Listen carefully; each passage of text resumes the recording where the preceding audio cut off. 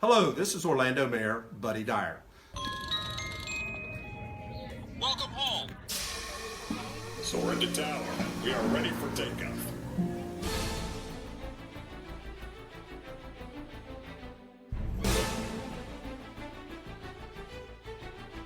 Por favor, manténganse alejado de las puertas.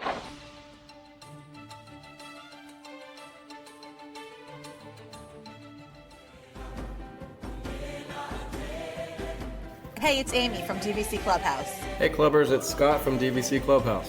Hey, it's Kathleen from DVC Clubhouse. Welcome aboard. It's Phil from DVC Clubhouse.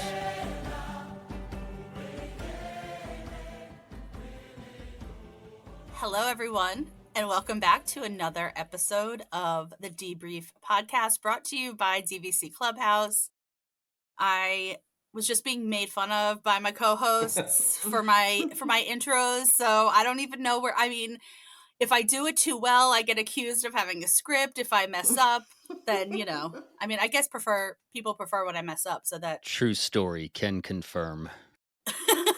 so that Phil can put his expert editing skills to work. But anyway, I am joined by my lovely co-hosts, Phil, Scott, and Kathleen. Hello, friends.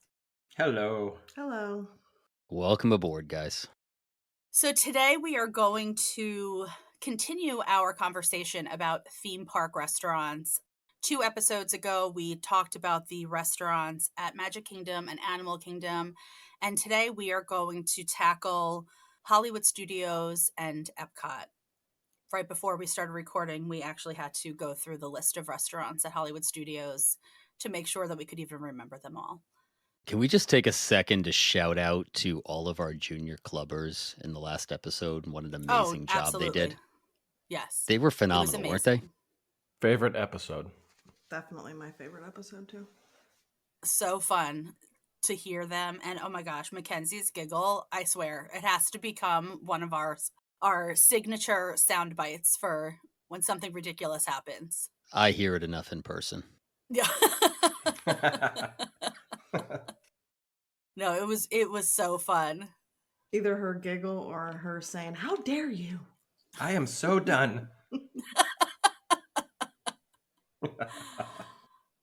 So anyway, was a lot thank of you to fun. all the kids who signed on. We appreciate it. And you definitely are now the standard we all have to meet. Pressure. So anyhow, we're going to start our conversation over at Hollywood Studios. And just as a reminder for folks who are listening, the 6 restaurants that are at Hollywood Studios are Roundup Rodeo Barbecue, Hollywood Brown Derby, 50s Primetime Cafe, Sci-Fi Dine-In, Hollywood and Vine, and Mama Melrose. All right, good talk. Nothing to see there. Let's move on to Epcot. So, I mean, I'm going to say, before we get into any other discussion about the restaurants, overall, Hollywood Studios, it just is so disappointing on overall on like the food front. And it's disappointing because there's so much potential. The theming, I think, of all of the restaurants, whether it's quick service or table service, I think the theming is great and the concepts are great. And if they could execute them well, that would be a really fun park to dine in. But for me, it has become one of the parks that I will never, ever make a reservation at. I'll grab a snack. I'll get a big pretzel and a charcuterie board at Baseline Tap House. Maybe I'll get something at Woody's Lunchbox or a Ronto wrap if I'm like really hungry. But for the most part, I do not use my table service time at Hollywood Studios. What about you guys? Well, let's be honest. With the exception of Brown Derby, which is expensive but reasonable food, the best sit-down restaurant at Hollywood Studios is actually a quick serve at ABC Commissary. So when your quick serve, where you just get a real plate, is the best sit-down, that's a problem. It is a problem, especially when it's for me, it's like the most generic of all of their places to eat. I mean, it's themed after a cafeteria at ABC Studios. And when you have concepts like eating in, your mom's kitchen and just the type of food and experience that you could have, which I mean, I would argue at one point they did provide. And maybe I'm just remembering the past through nostalgia and rose-colored glasses. And I was younger, so maybe my standards were a little bit lower. But 50s Primetime Cafe was a place that I loved to go. To me, it was just like a really fun experience. And I think that the food has just really been mediocre and overpriced for a very long time. So, and I don't think that the experience there is what it was when they conceived of this concept and when, MGM first opened and that was the concept, because the whole concept of MGM when it opened was that you were actually like stepping into like a movie studio and you were a part of like the movie magic. And so that is what you got at 50s Primetime. Like you felt like you were walking into a 1950s television set and you were a part of this like throwback 1950s Leave It to Beaver type television set and that you were a part of the cast. And I don't know if it's I don't know if it's again that I'm just remembering it as better than it was or if it really has gotten worse. But it's just, I don't know. I feel like the servers aren't really into it. Like their heart isn't into playing the character of like the cousin or the aunt or whoever it is that's supposed to be serving you your meal. It just feels kind of like half-hearted. Everyone's nodding, but nobody has any commentary because I think you captured it. Good point. All good points. Thanks. Well, Scott and I, we've ate at every sit down restaurant they have, and I don't have to go back to any of them at all. I'd rather eat at the quick services at Hollywood Studios, and that's usually what we do. Either maybe grab something small at Woody's or Baseline or even a Ronto wrap if we're there in the morning. But we don't. Yeah, I think when you think of Hollywood Studios, you don't really think of the table services. You go right for the quick service. If I had to pick, I would probably pick 50s and Mama Melrose. I mean, but they're not at all my favorites. It's just Mama something I would- Melrose is passable. It's not awful. Mhm. Mama Melrose that's the equivalent of Tony's, sorry Amy, at Magic Kingdom. What? Kind of, sort of. What, they're comparable. No, Mama Melrose and Tony's. absolutely not. We What? come back to I- the same argument we had before. Why would you have Mama Melrose when Trattoria is a short walk or Skyliner ride away? That's true. Like I said, I am not in a. I don't think I'll ever book another quick table service at Hollywood Studios again. I will say that Roundup Rodeo was a much needed addition to that park. I think it's great how they themed it, but I think that they should have made it a character meal for sure. That whole restaurant, the interior of it, the theming of it screams for characters. To have Woody walking around, Jesse, whoever, it would have been perfect for that. And the price that they charge, I know it's all you can eat, but it's all you can eat mediocre barbecue. So they need to ramp it up a little bit with characters to kind of make it worth the price. The only character meal is Hollywood and Hollywood. Slime, right? Which Yeah. is the second worst buffet we've ever had on property. It only falls behind Scott's beloved Chef Mickey's that we had the terrible experience with. Yeah, I don't think we had a really good experience at Hollywood and Vine.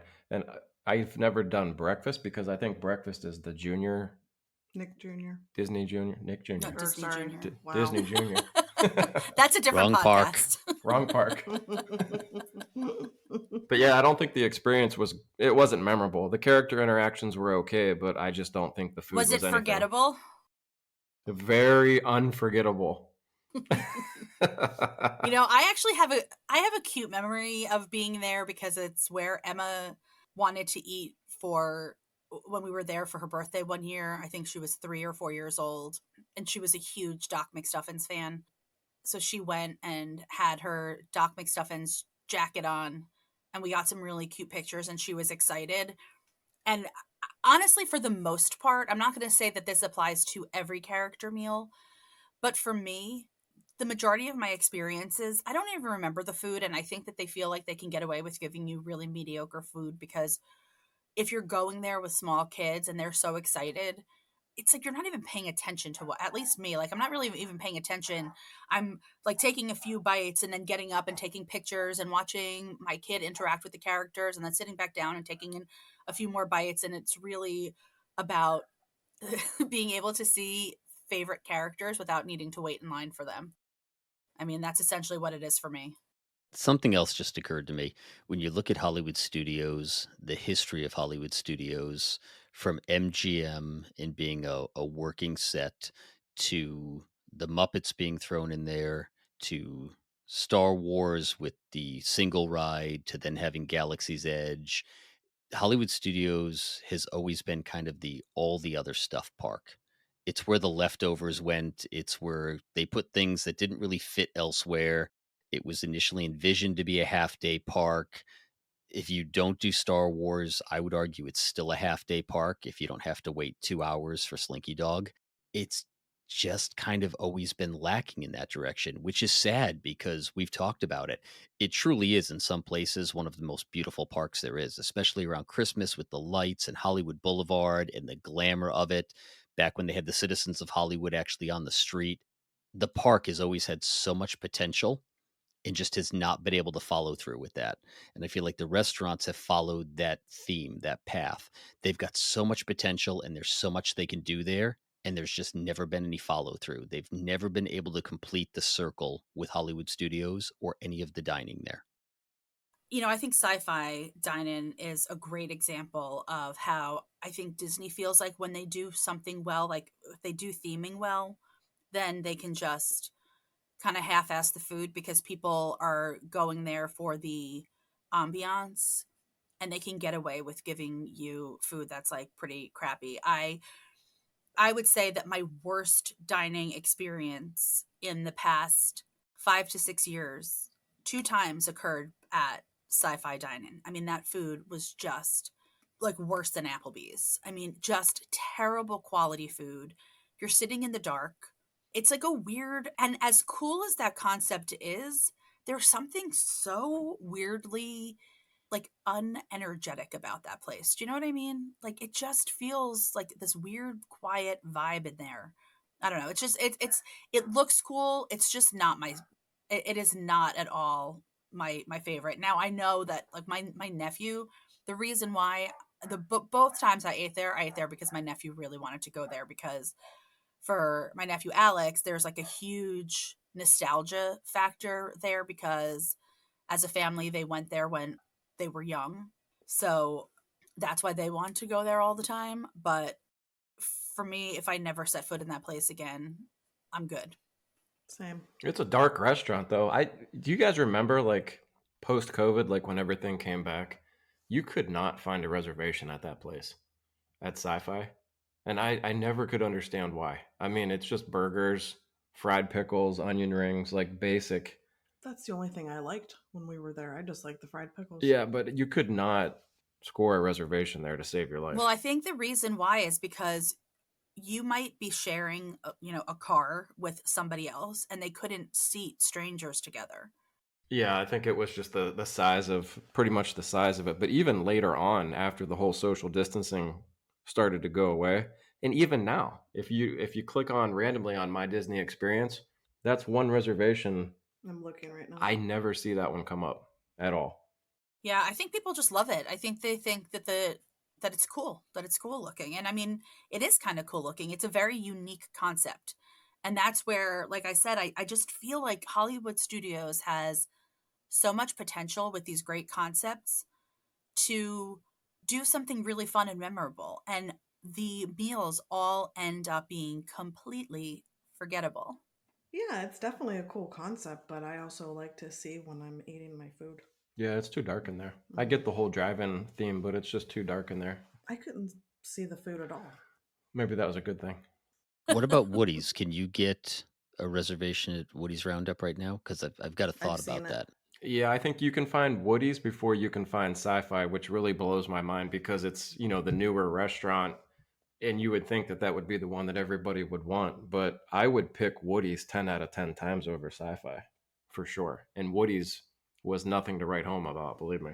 When you look at it, we said there were 6 restaurants total in Hollywood Studios. Now, one of those restaurants is Brown Derby, which we know tends to cater more to the adult crowd. It's a little more expensive. The Cobb salad, there's really a lack of options there.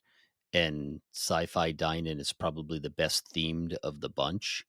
So I think you can't get a reservation there just for a lack of reasonable options. If you were a family coming down for your Disney experience and you wanted to take the kids somewhere that was ultimately themed, you were, just trying to make this amazing family vacation, I think you would automatically fall to sci-fi because it looks cool from the outside.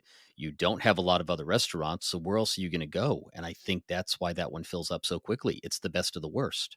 I think it was a cool way to get cool Disney theming without having to pay the price of a character meal. I think also it's more reasonably priced than going to Woody or Roundup Rodeo Barbecue, which is a prefix, Hollywood and Vine, which is a prefix, so that you can get something for without having to spend a lot of money. So I think the price probably has to play into it. But to talk about Roundup Rodeo Barbecue, we ate there and we actually enjoyed it. We were a little bit pleasantly surprised by it because my expectations were not high. I was particularly happy because they had all of those different salad options that had a lot of kind of like plant-based stuff in it, which I always say it's hard to find a vegetable in Disney World. So I enjoyed that. You were surprised because there was plant-based salads. I just want to make sure we're clear about this. Well, that the sides that came out with the barbecue were plant-based. Okay, just So making yes, sure. I They have mean, all these yeah, plant-based salads. Like, who would have thought yeah. of it? Wow. At Disney World, salads are filled with cheese and meat for Yeah, the there's no majority. really good salads there. I'm not going to argue with you. But I have been just online. I've been seeing people posting that it's been terrible, and that since it's opened, it's steadily gone downhill. They bring out fewer sides with the platters, so I think that people are also just not impressed with it. The way that when it first opened, people were kind of pleasantly surprised by it, and now people just think it's not great barbecue for prices that are too high. And because you've got something as delicious as the polite pig at Disney Springs for really reasonable prices, nobody needs to go to barbecue at Hollywood Studios. No, if you're going to do a barbecue place and you know that you already have Polite Pig on property, I know it's at a different place, you have to have it at least for that price. Try to raise the standards of the barbecue. I know it's all you can eat, but it's really like, I don't know. It was okay. It was middle of the road, but it's not something that we're in a hurry to go back to. I know I'll probably get a lot of angry people when I say this, but I just also think that Hollywood Brown Derby is one of the most overrated restaurants on property. I mean, people love it. People love the Cobb salad. I think that the quality of the ingredients are just not great. I don't love it. I got scallops that were just okay. I don't know. I having just been at Disneyland and going to the Carthay Circle Lounge, which I would say is probably kind of like a comparable type experience where it's supposed to be harkening back to, the Hollywood heyday. The Carthay Circle experience was far superior to anything I've ever experienced at Hollywood Brown Derby, which just goes to show you. I mean, overall, we could maybe have this conversation at some point about the Disneyland dining versus Disney World. I think it's a pretty well accepted opinion that Disneyland food is better than Disney World food. It shows that they can deliver a quality theme park restaurant. And I think that if they could elevate the Hollywood Brown Derby experience to what I experienced at Carthay Circle, I would eat there. But I have Hollywood Brown Derby is not good enough for me. And to your point, Phil, about, restaurants that are closer, I would go to any restaurant at the Swan or Dolphin before I would eat at Hollywood Studios. It's exactly what we do. We simply do not plan meals at Hollywood Studios. It's a morning park or a night park for us.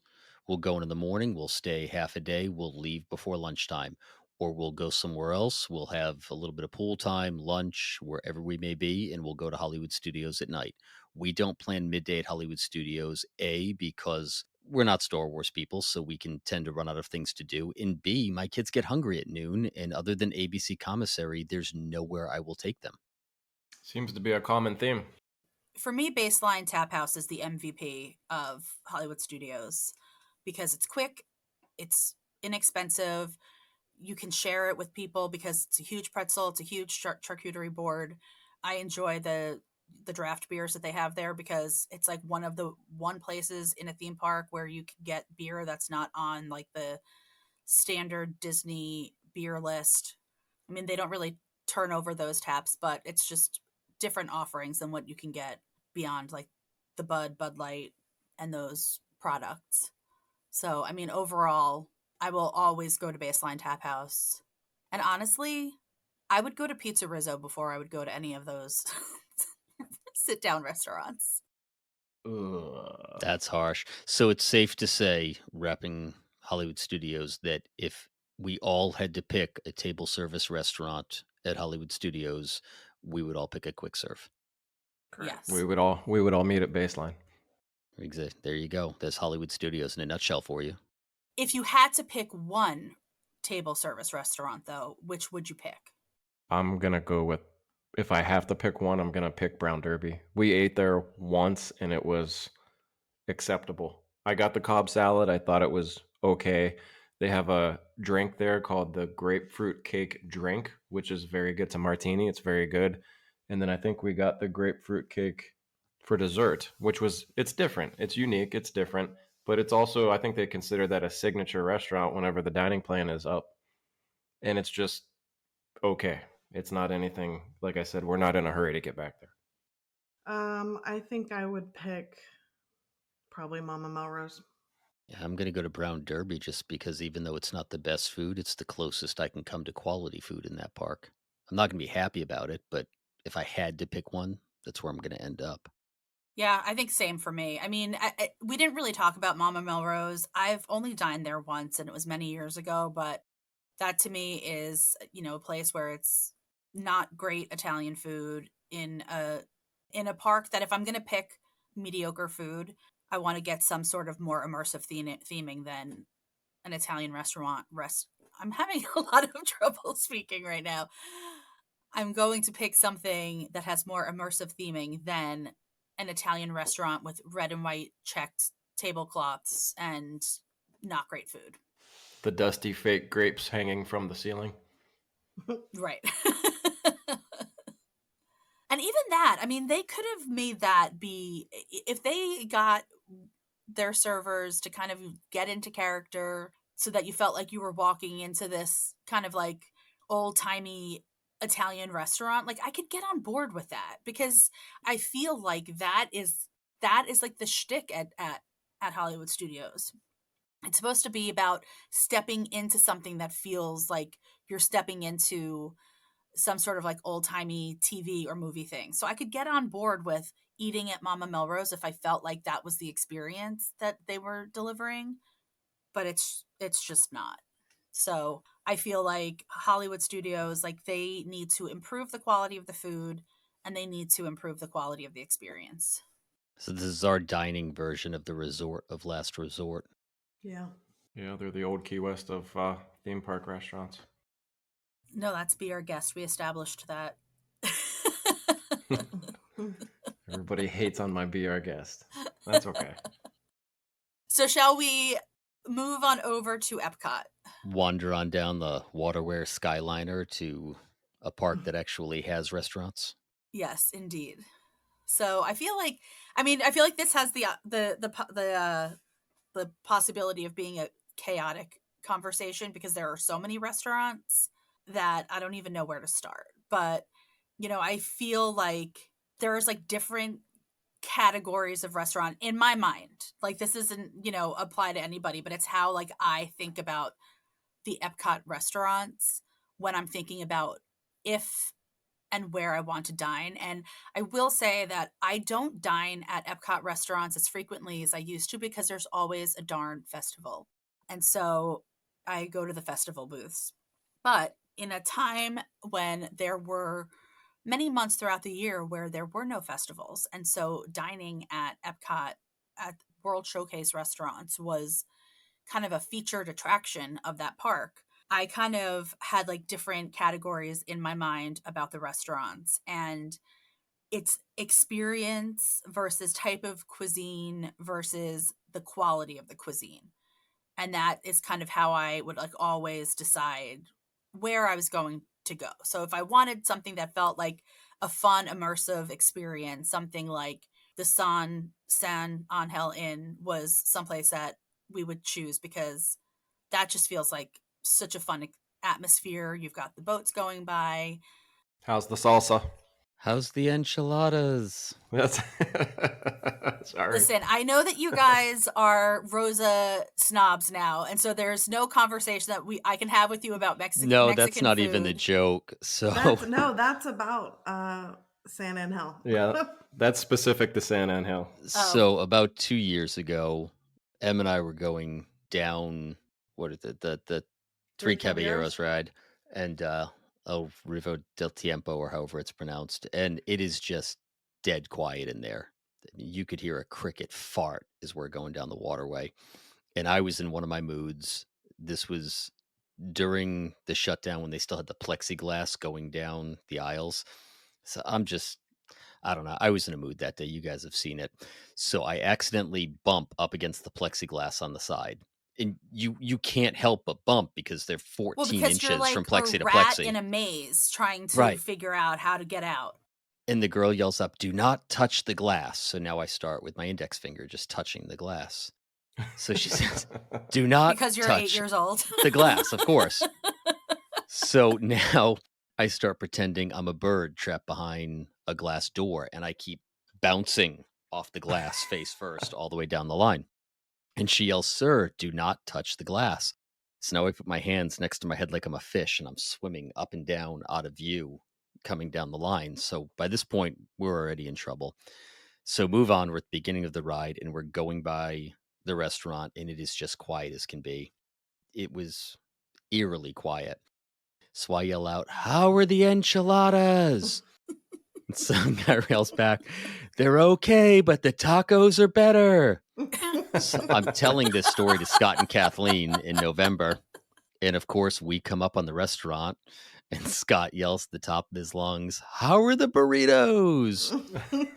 And some guy goes, "Shh." No, I thought someone said they were pretty good. Maybe. I thought someone. I think someone responded to you. followed up, but someone shushed him first. Oh. Oh, I think that was me. Yeah, the person that shushed me was Kathleen. That might have been it. But you're lucky you didn't go viral on TikTok with somebody saying, "This is why we can't have nice things." Well, you talk about different levels of restaurants at Epcot. There's 3 different levels of Mexican food just in that pavilion.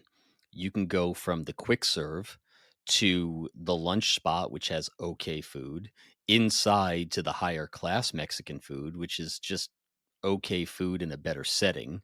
That just basically defines Epcot. I mean, I think probably the easiest way to break it down might be to talk about if you had to go somewhere for breakfast, lunch, and dinner, where would you choose?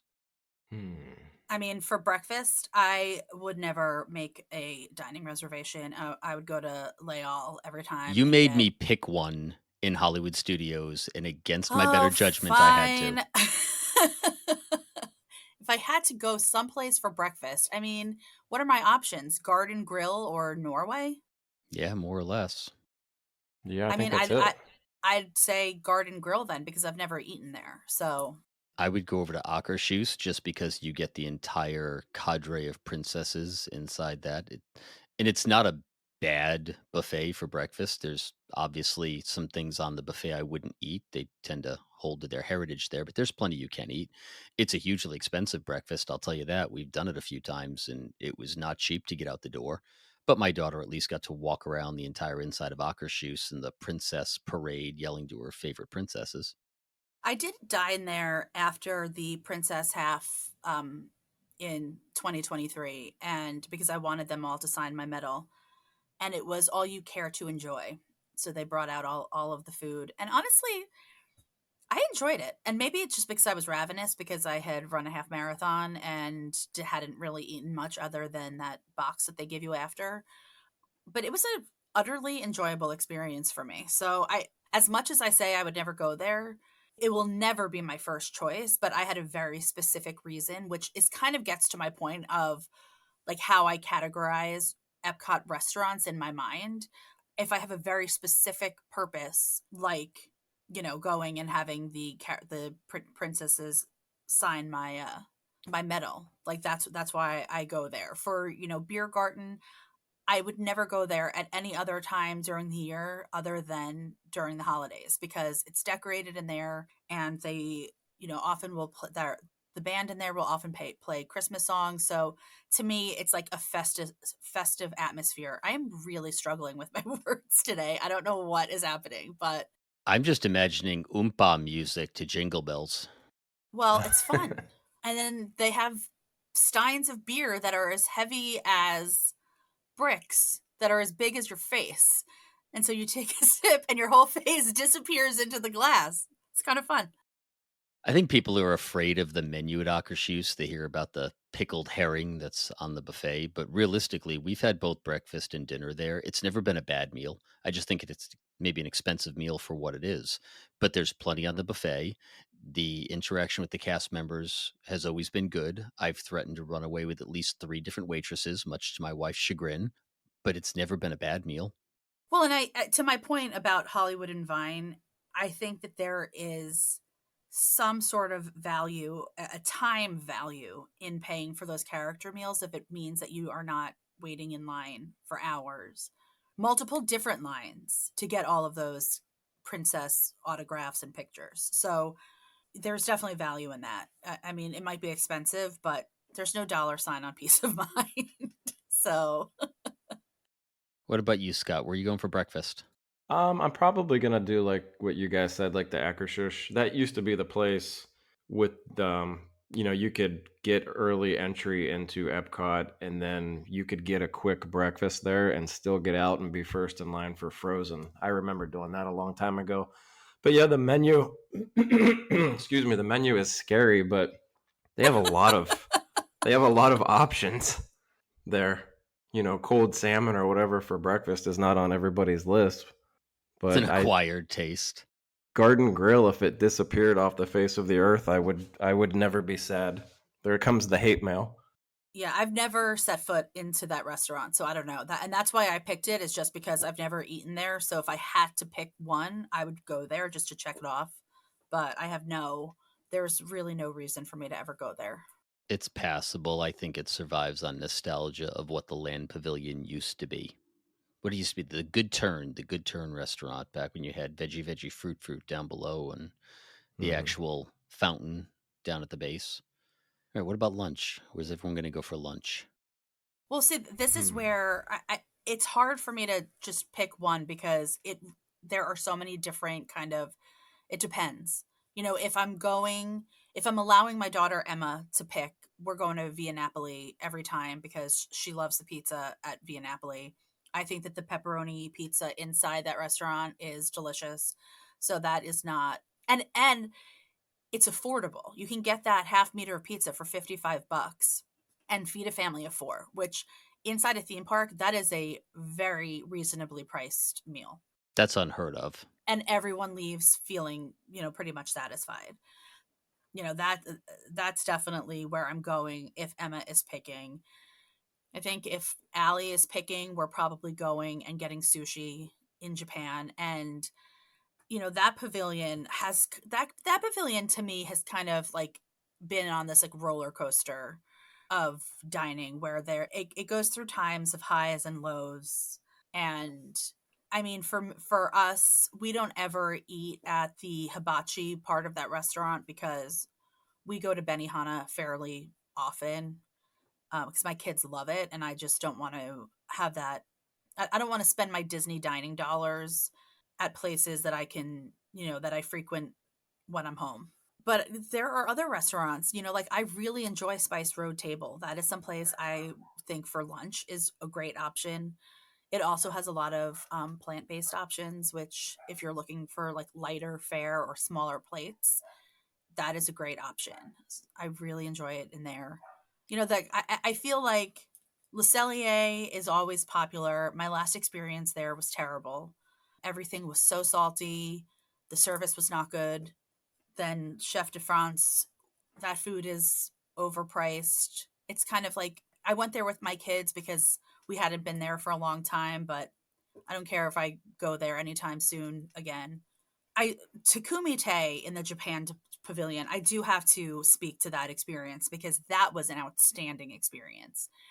But that's expensive, and that is certainly not your average dining experience. I mean, I think like Kathleen, you would go in there and leave hungry because you Oh just, yeah. you'd because half of the stuff looks scary.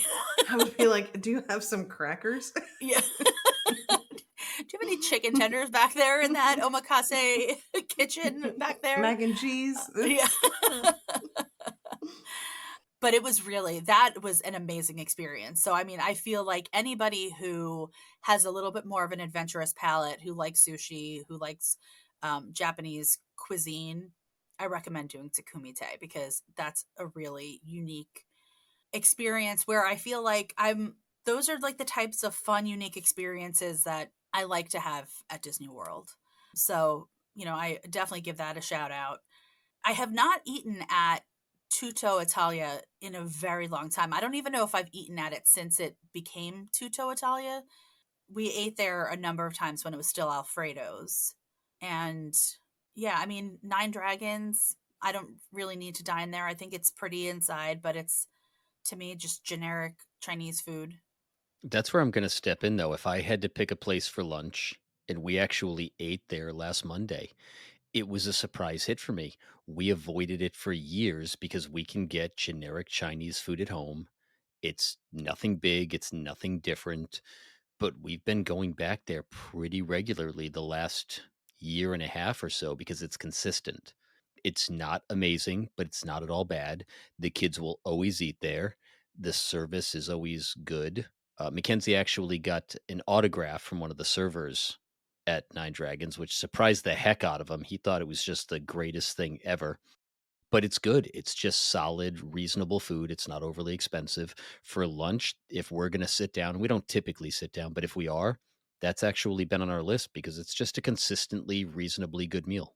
It's been hit or miss for us, and I think that's why we don't go back. And my kids, and when I tell you that when we are home, if my kids are given the option to order takeout, it's Chinese food. I mean, we are probably an above average consumer of Chinese food, and they don't love Nine Dragons. So we don't really we don't really go there. The other one that I think has a consistency issue, which we surprised ourselves last time, was okay, you just said it. Now I'm losing my mind. Canada Pavilion.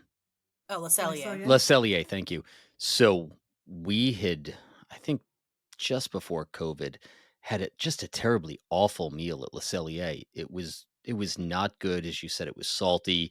The beef was not a great quality. The service was okay, but it was expensive for what it was. We waited, I think, 45 minutes or an hour past when our table was supposed to be ready, and we said we're not going back. We had talked a few episodes ago about how we had promised our kids kind of a fancy meal, so we decided Le Cellier. They were all about it. Steakhouse, it's good. Okay, fine. We'll just bite the bullet. We'll go to Le Cellier. I was impressed. And it takes a lot to impress me with a good steak. I was impressed. The only hit I would give it was that my ribeye, which was a very expensive ribeye, was not as good as my son's less expensive strip steak. The meat quality was good. The service was very attentive. They showed up with Mackenzie's chocolate mousse in the shape of a moose and made a big deal of it. I was really impressed with it, and I was prepared to be disappointed based on our last meal or last couple of meals. We hadn't eaten there in a while. I think Le Cellier is another one that survives on the nostalgia and the memories. Prior to free dining, Le Cellier was a hit. And once free dining rolled along, I think probably more than any other restaurant, that was the one that took the biggest hit in quality. Even when they made it 2 credits, I still think it took a giant hit in quality. And it's just a cool, nice restaurant to go down. It actually reminds me a little bit when you go inside of Brennan's in New Orleans. For anyone who's ever been there, it's got kind of that feel to it. But we were impressed, and I was prepared to be underwhelmed, and we had a really good experience. We had a I'm good definitely experience one of there. those people where nostalgia and that restaurant go hand in hand. And so that's why I was just so disappointed in our last experience there because, I mean, my food was inedible. The server didn't care. The poutine was delicious, but I mean, it's a steakhouse and my steak was inedible. And literally the server said, well, that's just how we make it here and walked away. So That's That's lovely. that sounds like a you problem, ma'am. yeah, that's essentially what she said. I don't know. I'm looking at the list right now of all the restaurants that we have ate at in Where would you Epcot. go? Where would you go for lunch? I believe that's the current Oh, question. is that the current question? Yes, Lunch? lunch. I know where I'm gonna go. I'll let you look, but I'm gonna go to Rose and Crown because I'm gonna get some fish and chips. I don't know if that counts or not, but I think that's probably a solid choice. Every time I've had fish and chips at Rose and Crown, it's really good, and I don't like Via Napoli, so I'm gonna get more hate mail for that. You know, for 15 years, I think we have had Rose and Crown booked on almost every single trip we have ever taken, and we have never eaten there. We have always changed it last minute, and I can't even tell you why. But we have booked it almost every single time, and not once have we actually sat at a table there. Well, if I'm being fair, we have never technically sat inside, but I'm I'm just more referring to the fish and chips at the little window out in front of the restaurant. I don't. I think that they're Yorkshire. different inside though. Is it really? Yeah, that's I disappointing. don't know what I would pick for a lunch spot because every place that we've been to is like really dinner portions. I couldn't see myself eating any of these places for lunch. If I had to Well, and pick, I would. actually, looking at my Disney experience, Rose and Crown isn't even open. The dining room's not even open for lunch. It That's opens at 4 disappointing. p.m. Yeah, I'm just So, gonna get the Scott, pick outdoors. again. Well, I guess if I had to pick, I'm kind of on board with what Phil said. I would probably just get some Chinese, some Main Moon, Nine Dragons, Main Moon. Yeah, you said it too. The portion size feeds into it. Years ago, my in-laws came down with us and they wanted to take the kids to Coral Reef because they just loved the ambiance and the fish swimming by. And we walked out of that restaurant at 1 o'clock in the afternoon. I felt like I needed a nap. Even when we go for Chinese at Nine Dragons, we will very typically, at least Emily and I, will split a plate because it's just a lot of food to have during the afternoon. There's not a lot of easy lunch spots. Now, as Amy said, there's carts all over the place. There's booths all over the place. It's very easy to eat lunch there, but there aren't a lot of restaurants where you can have a nice light lunch and then jump No, on Guardians right after. no. So I really don't know what I would pick. If I had to pick, I would probably pick Via Napoli for lunch then. Maybe the Mexican place, the La Hacienda. Just maybe that would be like a good option for like if you wanted like some tacos and some chips, but everything else is really heavy for Hmm. lunch. I don't think there's anything really Well, that's why I like lunch. Spice Road Table because they really have some nice lighter options. And Yeah, I I think just need to everything say, here is. Go ahead. I've never set foot into Coral Reef ever. You're not missing anything. You're really not. Yeah, you're not missing anything there. And plus, it's kind of odd to see a fish swim by when you're having fish for lunch. Hey, was this your brother? Tap, tap, tap. Did you know him? He's tasty. Yeah, well, and I mean, oh wait, and what about Space 220? Well, I Forgot was about gonna get that to I was too. gonna get to that with Does dinner. that even exist? I still I have yet to mean, be able to get inside there. we've been in the few times. We've sat at the lounge once, or we've sat at the lounge a few times. We've never done the prefix for dinner. I don't think it's anything special at all. I think it's a nice atmosphere, but It's it's a pretty cool cool. it's a cool experience. It's like what we talked about with Be Our Guest. It's a one and done. If you're gonna Mhm. go to Disney and you can get the reservation, get it to experience it, but you're not gonna be blown away by the food at all. I went up there shortly after it opened and sat in the lounge and had a drink. And based on that experience and seeing it, I have no need to ever sit down and spend the money on the food that they're charging there. And I was even underwhelmed by the the way, like the aesthetic of it. It felt like a cafeteria in outer space. The fake elevator ride up was cool, but other than that, and my drink was good. So, I mean, would I go back if somebody said wanted me for a drink there? Sure. But I'm certainly not shelling out the money that they are charging for a prefix meal No. there by any means. Nope. The thing I want to point out too is we've said this in the past, at least in my house. We're sitting here looking at all the different restaurants, talking about the good meals we've had, the bad meals we've had. Who has walked up to their refrigerator right after going grocery shopping, opened up the door, and decided there's nothing there that they want to eat?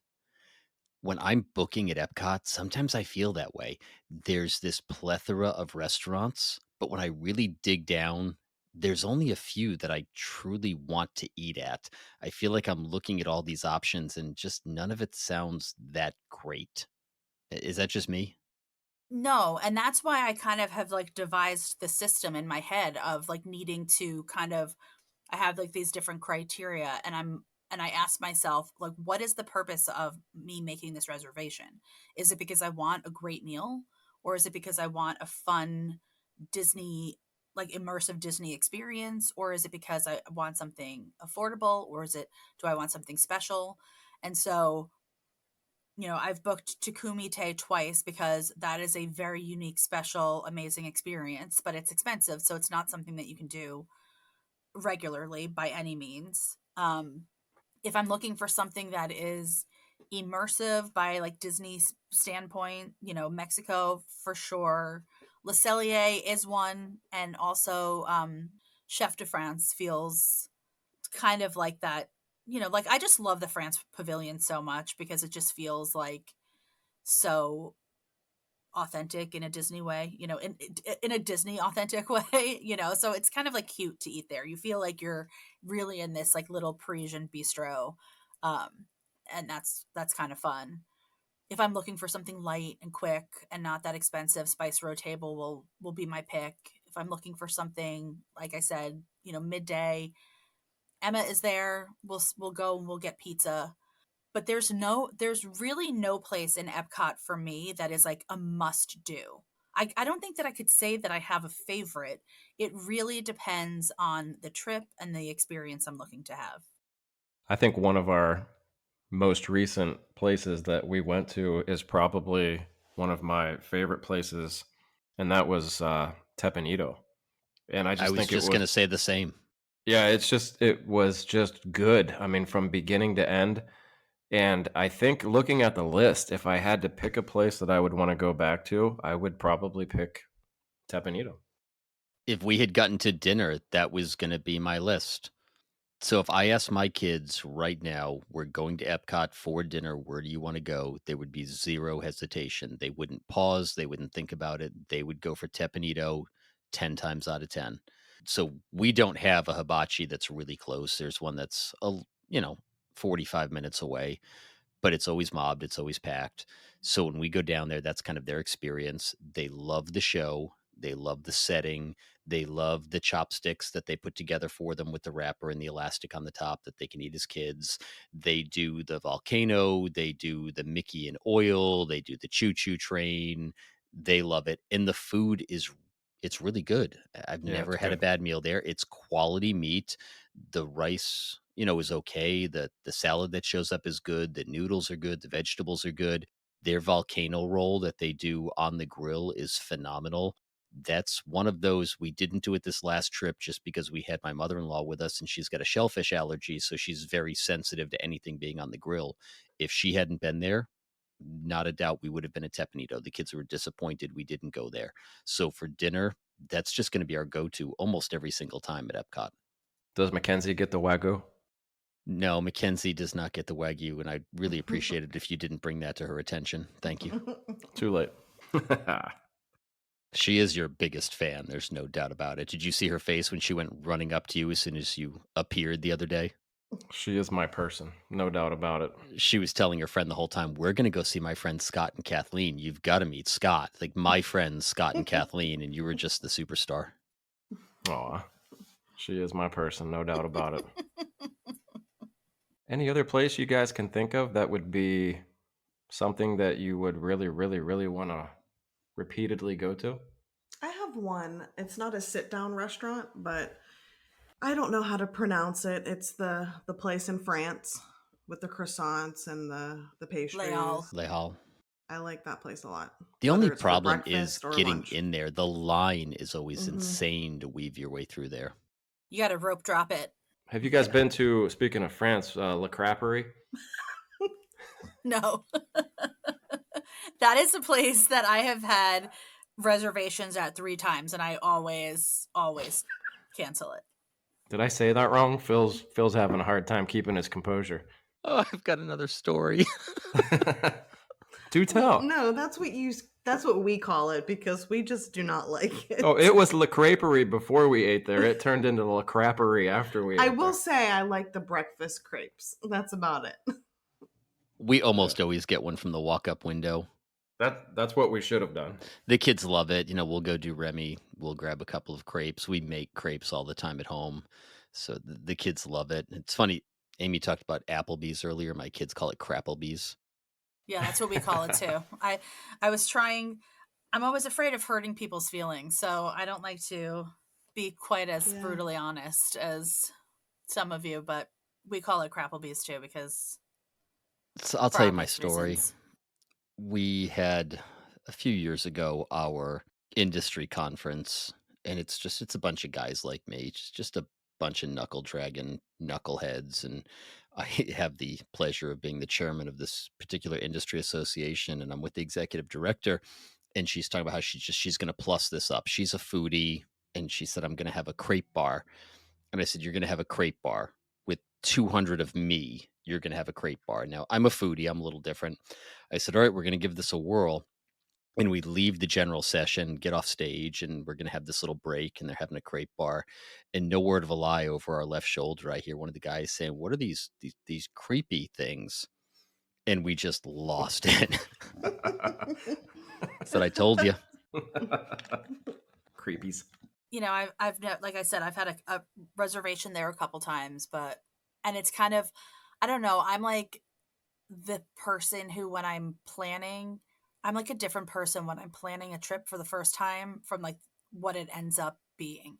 Because I'm always thinking to myself, like, oh, I'm going to try something new and I've never been there. And then reality sets in.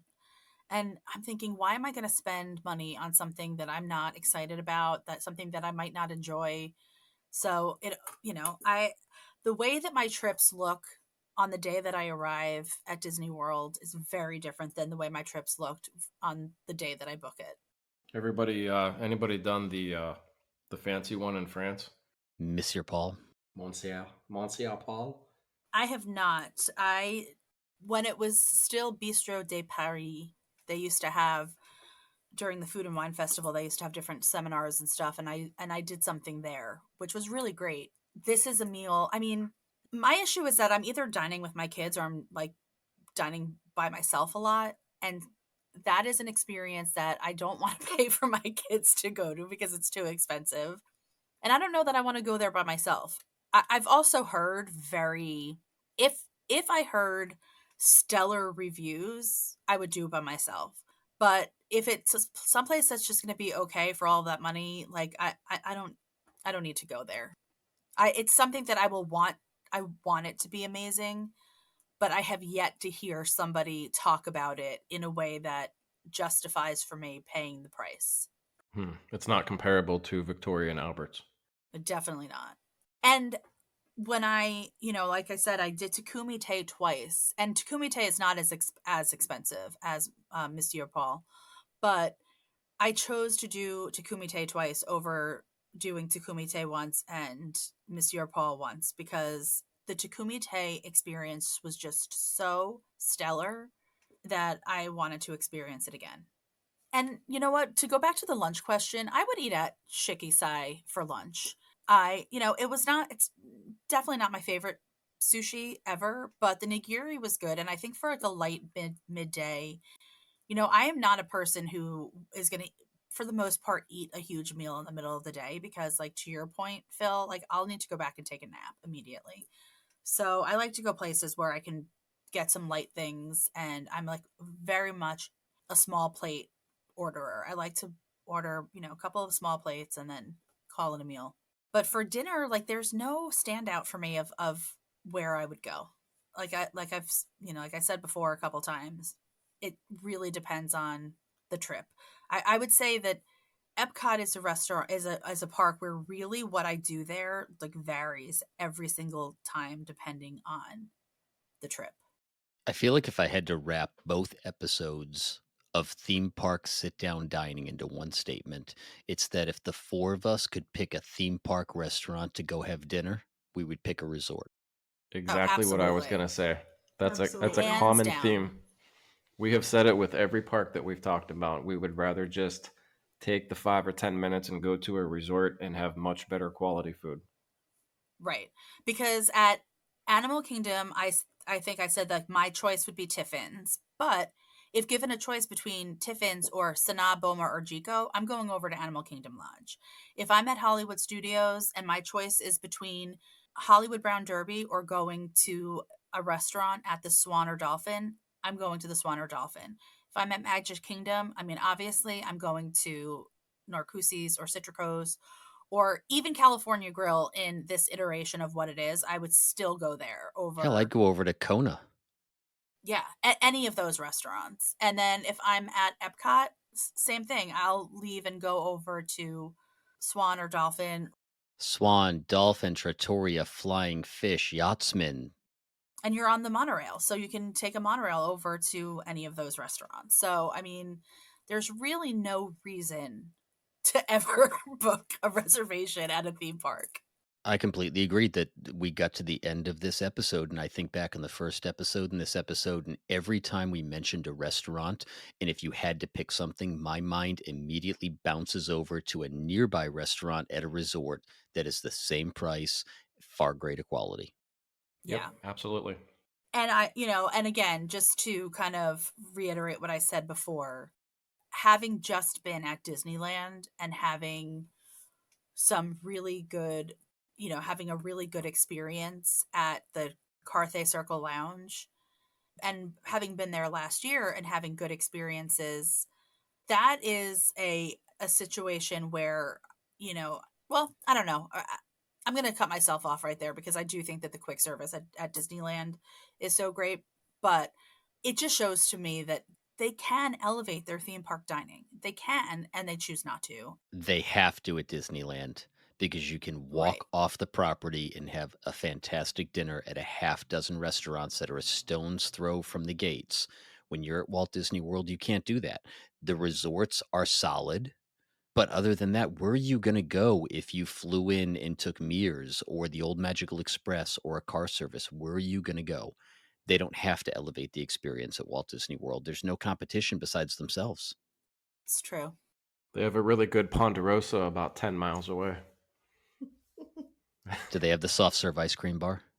They do. Oh, I remember that from my childhood. Fantastic. Good memories. So, any final thoughts? Yeah, go to a resort to get dinner. I'd rather eat at Narcoossee's. Yeah, I think for theme parks, quick service is the way to go. And if you want a quality sit down table service meal, walk yourself or boat yourself or bus yourself over to a resort. Notice how Scott did not say skyline yourself over. I was going to, but I was afraid it might be raining, so the Skyliner would be shut down. So, Notice that the Skyliner is a form of transportation. It is not a ride. Still Well, better than Small World. If you were really confident in that, you would have run the poll. Oh, I already know that people would pick the Skyliner over Small World, and those aren't my people. I mean, So how many people do you have? It's like you and three others. well, small group. yep, it's a small group. As Mackenzie would say, it's those creepy little dolls. Hey, I don't hate the Skyliner. I'll ride it. I just don't think it is a ride. Well, what restaurant is that going to take you to? Topolino's? Sebastian's. I was just going to say, you like Sebastian's, don't you? I do. Yeah, Sebastian's is. Let's not talk about Sebastian's because I don't want too many people to know about that. It's a hidden gem. Well, and I know this is not a conversation about resort dining, but I have not been very kind to Topolino's. However, that being said, I would take Topolino's over any theme park restaurant just because it's an elevated experience. I agree. Topolino's or Tony's? I'm going with the garlic bread. I would rather have Topolino's breakfast than dinner. They do have a good fruit plate. All right, well, Yeah, maybe Amy we and I need just to... totally vapor locked on that. Which one? The fruit plate or the The choice fruit plate, between? they really do have a great fruit plate. Do you sense his sarcasm? The $45 fruit plate. It's the best fruit plate on property. $45. Well, at least you can get something that was grown from the earth there, which is hard to find.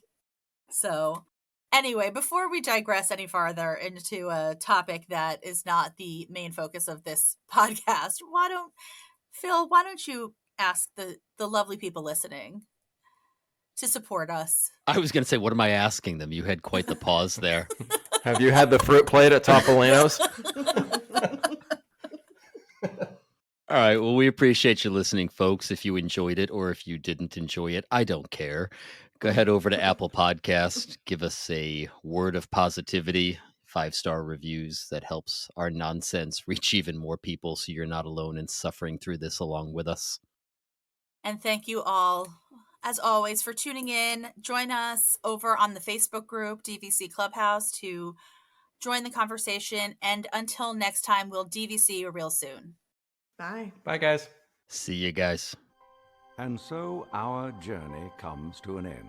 Oh, no, please, can't we go back to page 1 and do it all over again? Started this thing together, and that's how we'll finish it. Because that, my friends, is where the magic lives.